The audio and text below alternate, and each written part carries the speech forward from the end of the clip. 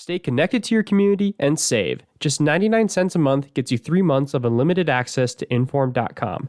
Visit Inform.com/subscribe and get your first 3 months of news for only 99 cents a month. Holy windshield wipers. Did Fargo Police really once impound Hollywood's Batmobile? Hi, this is Tracy Briggs, and welcome to Back Then. Pow, bam, wow. That's your mind being blown when you find out the Batmobile might have run afoul of the law in Fargo, North Dakota. The year was 1968, November, right before Thanksgiving, when local reporters were in for a big treat.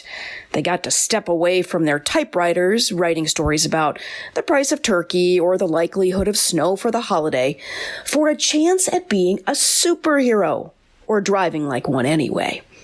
The Batmobile, minus Batman, had come to town, and reporters, including WDAY's Howard Graber, were given the keys to take it for a spin. Now, this is an awesome video, and I do encourage you to go to Inform.com and watch the whole clip, but we will put some of the audio here for you to listen to. It's really fun. Just seeing this car brought back some nostalgic times of seeing Batman and Robin in action. At some time or other in the car, each one of the features were used to uphold justice and bring down the underworld. Holy policeman! Like every boy or girl who watched, I wish the car were mine. Holy plaything! One feature of the show starting Friday in Fargo will make at least part of this come true. Some youngster will be given a ride to and from school in the Batmobile. A drawing to determine the winner will be made Sunday night. That ride will come Monday morning. Holy thrill of a lifetime. I got the chance to drive that car today, parachute packs, jet afterburner and all. Sitting low in the cockpit, the throb of the engines gave evidence of the power under the hood. I lightly touched the accelerator and I was off. The ride was too short, but now with some pride I can say I drove the Batmobile. Holy Toledo. Well, that video and audio by itself is pretty fun, but the story gets even more interesting when you realize after this film was shot, the car, the Batmobile, might have been impounded and the designer arrested. Cue that Law and Order sound effect. Dun-dunt. Well, anyway, George Barris was the designer of the Batmobile used in that 1960s era Batman TV series starring Adam West. In a YouTube clip from 2008, Barris explains some of the features of the car, but around the 3-minute mark, he tells the story of the time he brought the car to Fargo and the shenanigans that ensued. If you want to see this clip, just go to YouTube and search for Batman designer, and it should pop up. But I will summarize here what he said. This is what he said in that clip. I was in a show in a town called Fargo, North Dakota, and we were doing a press media shot, and I'm driving down the street with the press people, and all of a sudden, woo, woo, woo. So I pull over. The guy gets out. He says, "You have no windshield wipers on that car, and your taillights are not right. I'm going to impound that car." I said, wait a minute, officer. We're just doing a press shot for the TV. He said, "I don't care what you're trying to say." He called a tow truck in, towed in the car, hauled me into the police station, and arrested me. Well, we went before the judge, and the judge looks at me, and he looks at his officer, and he says, "Wilbur, do you realize what you've just done? You've impounded the famous Batmobile, and you threw Mr. Barris in jail. I'm going to demote you to a dog catcher." Again, this clip can be found on YouTube, but that's basically what he said. So, I wanted to find out, did the Batmobile really get impounded in Fargo, and was George Barris arrested? To solve the riddle, I reached out to the Fargo Police Department to see if officials there had any record of the impoundment and or the arrest.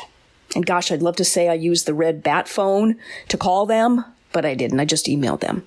Well, anyway, the public information manager for the city of Fargo, Katie Edish, forwarded me to Jean Severson, who's the manager of the police department records.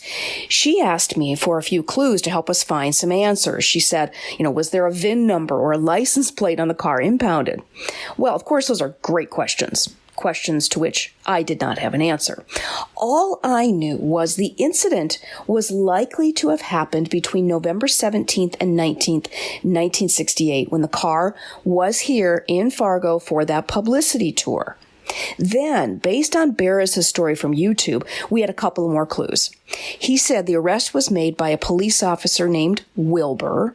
The man arrested was George Barris, and Barris said he appeared in front of a judge in what was likely municipal court, but the case was basically thrown out. Unfortunately, Severson from the records department did not find any records pertaining to any such incident. I also reached out to a longtime municipal court judge, Tom Davies. Well, he served in the court for nearly 40 years. And while he started with the court in 1972, which was probably about 4 years after this incident, he said he had never heard any stories or rumors about it over the years. My next step was to start digging through the form archives. So I looked through the entire month of microfilm from November 1968. I even got a little motion sick. If you know anything about microfilm, your eyes start spinning, and yeah, it was an ordeal. Again, the entire month of microfilm from November 1968. And I found no stories at all about the Batmobile, not even about the publicity tour. So apparently WDAY covered it. The Forum did not. But we did have that film clip from WDAY TV, so we do know that the Batmobile was here. But in that film, they did not mention any kind of arrest or impoundment. So what gives? Why is there no record of the Batmobile being impounded in Fargo in November of 68? Well, I have a couple of theories. Perhaps the Batmobile was impounded on a different visit to Fargo. The Batman series featuring this real Batmobile ran from 1966 to 1968. Could the Batmobile have come to town at another time when the arrest and impoundment happened? I don't know. I was not able to find any kind of clippings in our files at the Forum saying the Batmobile had been here before that 1968 visit, or after that 1968 visit, for that matter. Theory number 2. Barris was mistaken about where it happened. Maybe it happened in another North Dakota city, although my searches of Batmobile in other North Dakota newspapers at that time only yielded comic strips. No news stories were found about the Batmobile getting impounded anywhere in North Dakota. Theory number 3. Maybe George Barris, the designer of the Batmobile, was just having a little fun, telling a tall tale about the Batmobile's adventures on the road. Sadly, Mr. Barris died in 2015, so we can't ask him about that. So this is where I need your help. Do you remember the Batmobile coming to Fargo or any nearby city? And do you remember it getting impounded? Let me know. And here is one final clue, and it's a really fun clue. Listen to this. In Howard Graber's report, he mentions a contest being run where a child in the community would win the opportunity to get a ride to and from school in the Batmobile. Can you imagine? That sounds like a lot of fun. But again, I couldn't find any more information about that contest. Who won it? Were you the kid who got a ride to school in the Batmobile? Oh my gosh, I would love to hear from you. Or maybe that ride to school and from school didn't happen because maybe the Batmobile was impounded. Perhaps that could help us get to the bottom of this Batmobile mystery if I could find that student who got a ride to and from school. So let me know.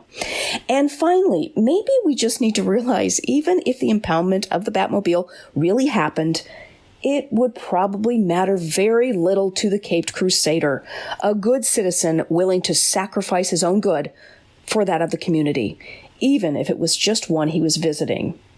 I found a clip from Batman and Robin where they were parking the Batmobile on a street in Gotham. So here's what they said in that clip. And again, you can find this on YouTube as well. Upon parking the Batmobile on a city street in Gotham, this is what Batman said. "Better put 5 cents in the meter." Robin: "No policeman's going to give the Batmobile a ticket." Batman: "This money's going to building better roads. We must all do our part." Well, I suppose the same could be said of an impound fine. And that is Back Then for this week. I hope you join me next time.